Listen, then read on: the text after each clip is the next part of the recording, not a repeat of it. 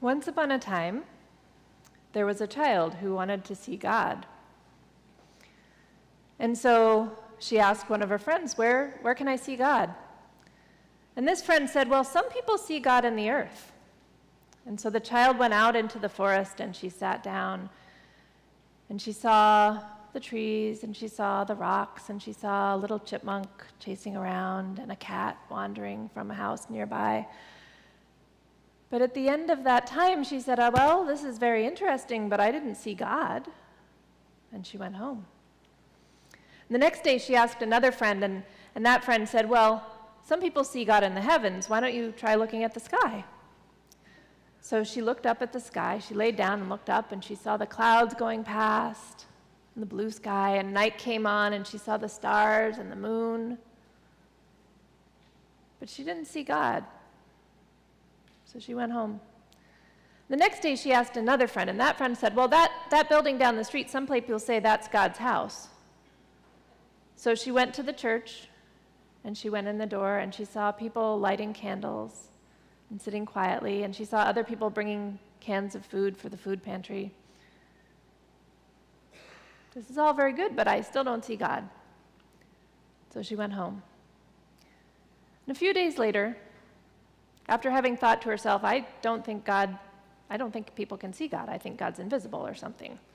But she went to sleep, and she had a dream. And in the dream, she heard a voice, and the voice said, are you the child who wanted to see God? She said, yes, I am. And the voice said, well, were you looking for God with your ordinary eyes or your inner eyes? And she said, I guess I was looking with my ordinary eyes. I don't know what an inner eye is. And the voice said, oh, well, everybody has an inner eye. And she said, well, but how do I know, where is it? How do I use it? And the voice said, well, everybody has a different way of understanding it. You have to figure it out, that part out for yourself. Some people think their inner eye is in their heart. Some people it's in their mind. Or in their dreams, the way you see in your dreams. She said, okay, maybe I can try that. And she fell back into a deeper sleep. And then the next day she woke up and she went out into the woods again. And she sat down and she closed her ordinary eyes. You can close your ordinary eyes. And she concentrated on looking with her inner eye, and she saw again the rocks and the trees and the chipmunk and the other animals. And she saw God was there in that life, in that beingness.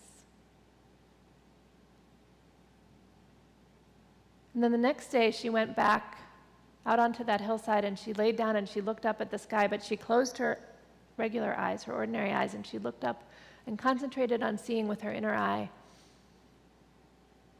And she saw God there in the beauty of the sky and the stars and the moon.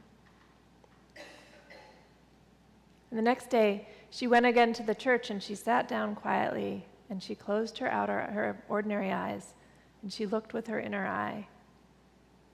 And she saw God there in the quiet and in the love between the people. And she went back to her friends and she said, now I know how to see God. I know where my inner eye is. I know how to use my inner eye. And I can see God with it.